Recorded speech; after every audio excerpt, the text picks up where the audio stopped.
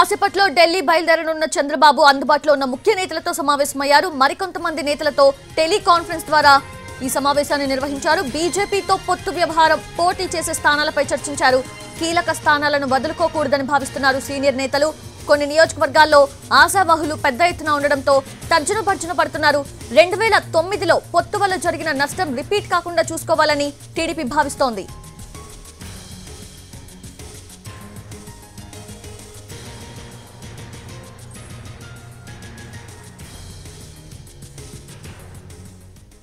Right, అది TDP అధినేత చంద్రబాబు మరి కాసేపట్లోనే ఢిల్లీకి బయలుదేరబోతున్నారు. అయితే ఢిల్లీ పర్యటనకి ముందు టీడీపీ ముఖ్య నేతలతో ఆయన సమావేశం అవ్వడం జరిగింది. సో పూర్తి అప్డేట్స్ తెలుసుకుందాము. మా ప్రతినిధి పిఎంఆర్ చంద్రశేఖర్ లైవ్ లో సిద్ధంగా ఉన్నారు.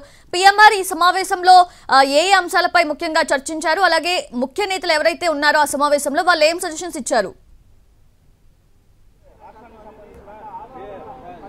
సౌజన్య, మనకు అందుతున్న సమాచారం మేరకు అంటే మరి కాసేపట్లో ఢిల్లీకి బయలుదేరిపోతున్న నేపథ్యంలో చంద్రబాబు నాయుడు మరి కాసేపట్లో ఢిల్లీకి బయలుదేరిపోతున్న నేపథ్యంలో పొత్తుల మీద ఢిల్లీలో బీజేపీకి సంబంధించిన పెద్దలతో చర్చలు జరిపే సూచనలు చాలా స్పష్టంగా కనిపిస్తున్నాయి. పొత్తులకు సంబంధించిన వ్యవహారం మీద ఒక క్లారిటీకి వచ్చే సూచనలు కనిపిస్తున్న నేపథ్యంలో పార్టీకి సంబంధించిన సీనియర్ నేతలతో ఇప్పటికే చంద్రబాబు నాయుడు సంప్రదింపులు జరుపుతున్నట్లుగా మనకు అందుతున్న సమాచారం మేరకు తెలుస్తోంది. అందుబాటులో ఉన్న నేతలతో ప్రస్తుతం భేటీ అయ్యారు.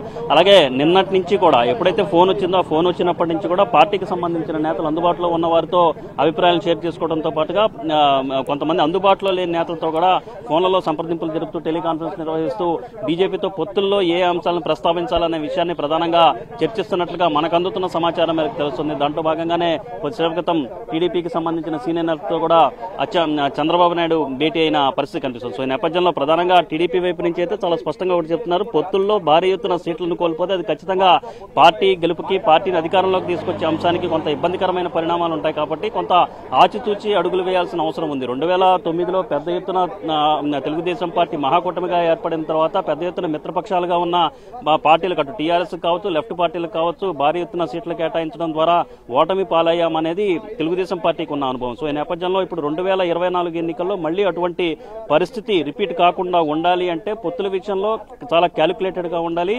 ఏ స్థానాల్లో అయితే మిత్రపక్షాలుగా ఉన్న పొత్తుల్లో ఉన్న పార్టీలు ఎవరైతే గెలుస్తారనుకుంటున్నారో ఆయా సెగ్మెంట్లను మాత్రమే ఆ పార్టీలకు కేటాయిస్తే బాగుంటుందన్న అభిప్రాయం చాలా స్పష్టంగా సీనియర్ నేతలుగా ఉన్న వాళ్ళందరూ కూడా చంద్రబాబు నాయుడుకి చెప్పినట్టుగా తెలుసు. సో ఈ నేపథ్యంలో ఒక చర్చ జరుగుతోంది. అటు తెలుగుదేశం పార్టీ పొత్తుల్లో భాగంగా సీట్ల సర్దుబాటు చేసుకునే ప్రక్రియలో భాగంగా ఇప్పటికే జనసేనతో కొద్దిగా క్లారిటీకి వచ్చేసింది. 25 నుంచి 30 స్థానాల వరకు పోటీ చేస్తుందన్న అభిప్రాయం వ్యక్తమైన నేపథ్యంలో బీజేపీ కూడా స్క్రీన్ మీదకి రావడం, తెర మీదకి రావడం, బీజేపీ కూడా పొత్తుల్లో ఉంటుందన్న చర్చ జరుగుతున్న ఈ సందర్భంలో మరిన్ని ఎక్కువ సీట్లు కనుక బీజేపీకి కేటాయిస్తే, ఒకవైపు జనసేనకు మరొక వైపు బీజేపీకి సీట్లు కేటాయిస్తే టీడీపీకి సీట్ల పోటీ చేసే సీట్ల సంఖ్య తక్కువైపోతుంది. ఇది అల్టిమేట్ గా తెలుగుదేశం పార్టీకి కావచ్చు ఏదైతే పొత్తు లక్ష్యానికి కూడా విఘాతం కలిగించే వ్యవహారంగా మారుతుంది. కాబట్టి వీలైనంత తక్కువ స్థానాలని అటు మిత్రపక్షాలుగా ఉన్న వాళ్ళకి కేటాయిస్తే బాగుంటుందన్న చర్చ జరుగుతున్న నేపథ్యంలో మనకు అందుతున్న సమాచారం మేరకు, పార్టీ వర్గాల్లో జరుగుతున్న చర్చ మేరకు దాదాపు 30 స్థానాలు అటు జనసేనకు కావచ్చు, బీజేపీకి కావచ్చు 30 స్థానాల వరకు, అసెంబ్లీ స్థానాల వరకు సీట్లను కేటాయించే అవకాశం కనిపిస్తుంది. అలాగే 6 నుంచి 7 ఎంపీ స్థానాలని 2 పార్టీలకు కేటాయించే అవకాశం కనిపిస్తున్న పరిస్థితి కనిపిస్తుంది. అయితే బీజేపీ నుంచి ఇప్పటికే